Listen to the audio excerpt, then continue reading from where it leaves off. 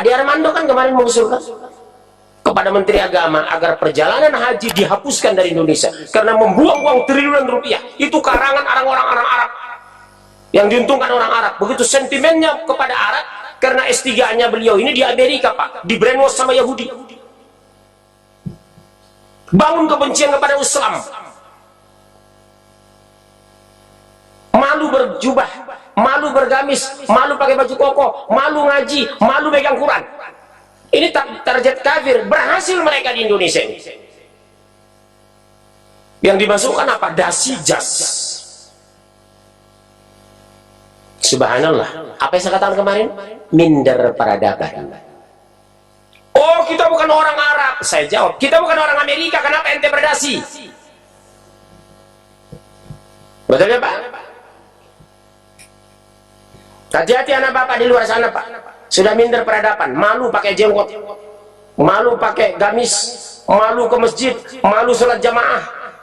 Masa sih kita anak muda sholat jamaah? Masa sih kita dengar Quran? Masuk musik dong, slang, jauh, ya jauh lah dari Allah. Nah, ada ini pernah nanyakan, bagaimana hukumnya musik dulu kan? Saya katakan haram. Dalam Al-Quran lah awal hadis. Ya, surah 26 ayat 31 ayat 6 dulu kan nggak dibacakan. Dari mana musik itu? Dari gereja.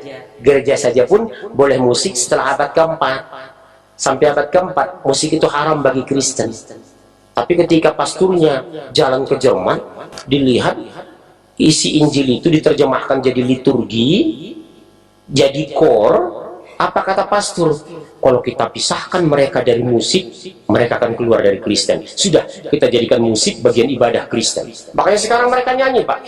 Kasihnya seperti sungai, kasihnya seperti sungai.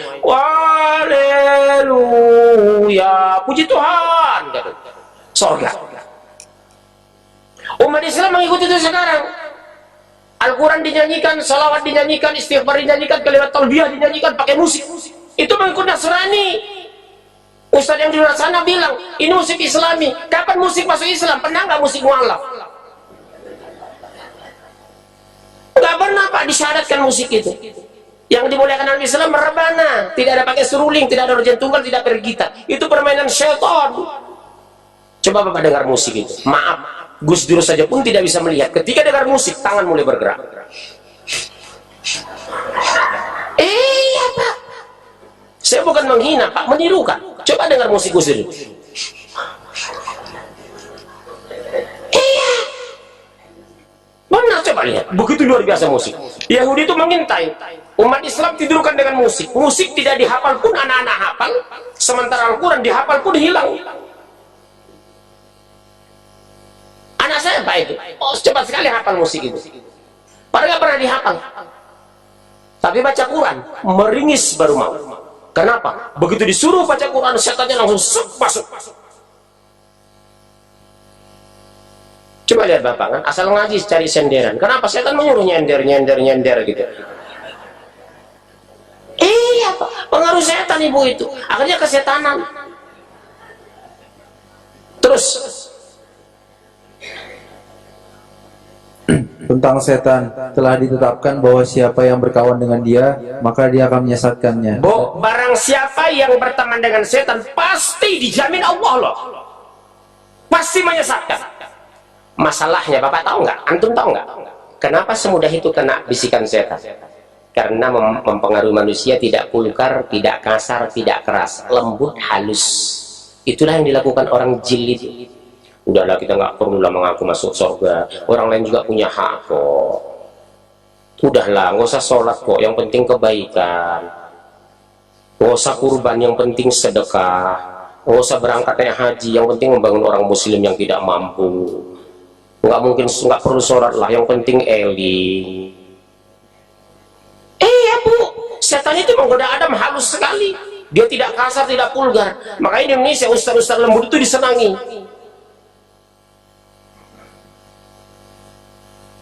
Betul kan? Ustaz lembut itu coba di televisi, paling disenangi Ustaz lembut. Tapi begitu ada Ustaz tegas bicara hadis, Dr. Rashid dicoret dari TV One. Ada Ustaz tegas, Dr. Anwar Sanusi dicoret dari TV One. Ada ustadz tegas bicara tafsir, Ihsan Tanjung dibuang dari Antv. Mereka curhat sama saya. Saya sudah diusir Pak Munjiri, kata Ustadz Dr. Rasid. Tegas dia bicara hadis ini. Maunya mereka ustadz itu cengengesan, serba boleh, pakai musik. Lihat TV One itu. Makanya saya diminta di sana, saya nggak mau. David Khalid menghubungi saya. Pak Munjir, bagus, saya ngisi kajian. Tahu David Khalid ya, aktor itu. Habis pengajian datanginya saya, Pak Munjir, mau nggak saya minta televisi gini? Aduh, kalau saya orang bilang, alhamdulillah, rezeki banyak kan gitu. Aduh, kenapa? 10 menit masuk musik, 10 menit masuk musik, yang nyanyi wanita. Suara itu kan aurat. 10 menit ceramah masuk iklan, iklannya sabun, busana dibuka satu-satu. Ya kan iklan sabun itu. Orang sudah tahu kok sabun untuk mandi, nggak perlu buka busana di televisi itu. Membuat bapak-bapak, oh, gitu. Subhanallah. Terus, antum, habis, terus. Surah 69 ayat 42. Dan bukan pula perkataan tukang tenung. Oh, makanya tidak boleh percaya paranormal. Ibu selalu ngotot, ngeyel, kareh kapalu. Apa jawaban ibu? Dia Pak pakai Quran. Saya bilang, Quran bisa diseret kemana-mana. Bisa dipakai orang soleh, bisa dibaca orang salah. Bisa dimanfaatkan oleh dukun, bisa dipakai orang mukmin. Makanya membaca Al-Quran disuruh ta'awudz, a'udzubillah, berlindung kepada Allah. Karena apa? Kalau tidak berlindung bisa diselewengkan setan maknanya, artinya, tafsirnya. Jadi a'udzubillah, berlindung kepada Allah. Firman Allah saja pun yang pasti benar, kita masih berlindung kepada setan ketika ingin membacanya, apalagi tulisan manusia. Ta'awudz ya, bukan bismillah. A'udzubillah. Firman yang sudah mutlak kebenarannya, dijamin kepastiannya, kemuliaannya, maaf, masih berlindung kepada Allah dari gangguan setan. Karena setan bermain di tafsir. Orang jili itu hebat-hebat, Pak Profesor kok. Kami pernah dialog dengan 8 profesor di UIN Jakarta. 8 profesor, Pak. Tapi alumni Amerika, Toronto, Kanada, Australian National University, dosennya orang Yahudi. Yahudi itu baca Quran, tafsir diselewengkan. Kalau tafsir kita Ibnu Katsir, Al-Qurtubi, At-Tabari, rujukannya langsung kepada Rasul, ashabah, para sahabat, Abu Hurairah. Kalau dia mereka enggak, menurut otaknya. Makanya salah satu buku karangan mereka, Pak, hati-hati Pak, Sirah Nabi Muhammad, karangan mereka mengatakan Rasulullah menikah, mas kawinnya kitab Injil dari Khadijah. Bukunya dijual di toko buku mereka itu, Gramedia itu. Itu yang terbaca ibu-ibu nanti. Saya baca sudah itu, Pak. Mas kawinnya Rasulullah dengan Siti Aisyah Khadijah adalah Injil, Bible. Mana dalilnya itu, Pak? Yang ngarang siapa? Orang Nasrani ini, Pak, orientalis. Jadi menafsirkan Al-Quran berdasarkan orientasi dan fiksinya, khayalannya, bukan berdasarkan tafsir Rasul. Tafsir itu ada 2 yang paling solid, Pak. Apa itu? Tafsir ayah bin ayah, Al-Quran ditafsir Al-Quran, tafsir ayah bil hadis, Al-Quran ditafsir hadis. Di luar itu berpotensi menyimpang. Tidak semua ulama segampang itu menafsir Al-Quran. Makanya rujukan tafsir saya yang sering saya jelaskan di depan Bapak ini ada 3, Pak. Ibnu Katsir, Al-Qurtubi, At-Tabari. 3 meja di rumah saya tafsir itu. Harganya mahal memang, Pak. Seluruhnya sekitar 20-an, 20 juta. Satu meja nggak muat itu, Pak, tafsir itu. At-Tabari itu. Kenapa saya membaca itu? Karena aman saya. Tafsirnya langsung kepada Rasul.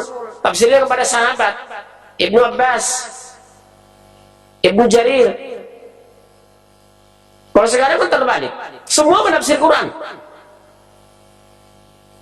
Ya, terus.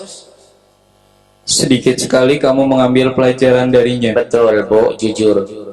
Dari sekian banyak masjid di Bekasi, ada nggak 40% bicara Al-Quran ayat per ayat? Ada.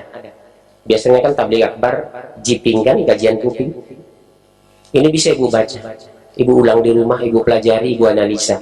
Makanya dalam Al-Quran, teknik psikologi ilmiah sekarang membuktikan, Iqra bismi rabbikal ladzi khalaq, itu sangat ilmiah. Membaca itu bisa menganalisa, bisa mengulang, bisa meriset. Sementara mendengar, Bapak 2 jam tinggal 50%. 6 jam 25%, 24 jam Bapak sudah hilang ceramah saya. Makanya sebenarnya lebih aktif kita membaca dan menganalisa daripada mendengar. Mendengar ini hanya penjelasan. Cuma memahami Al-Quran harus punya guru. Kalau tidak, tafsir menyimpang. Seperti oknum-oknum tasawuf. Ditafsirkan alif lam mim, alif Allah, lam malaikat, mim Muhammad. Rusak, Pak. Padahal itu apa? Mutasyabih. Betul ya? Bukan muhkam, dia mutasyabih. Tidak boleh ditafsir. Mereka nafsirkan alif itu Allah, mim itu malaikat, lam itu malaikat, mim itu Muhammad. Dari mana ilmunya? Waktu saya jelaskan, Pak, di Masjid Al-Iman, Cipinang Elok, ngamuk jamaah mereka. Didatangi saya. Bapak jangan begitu, karena di sini aliran itu ada seperti itu, Pak. Ternyata dia orang tasawuf. Saya bilang, Anda ulama enggak?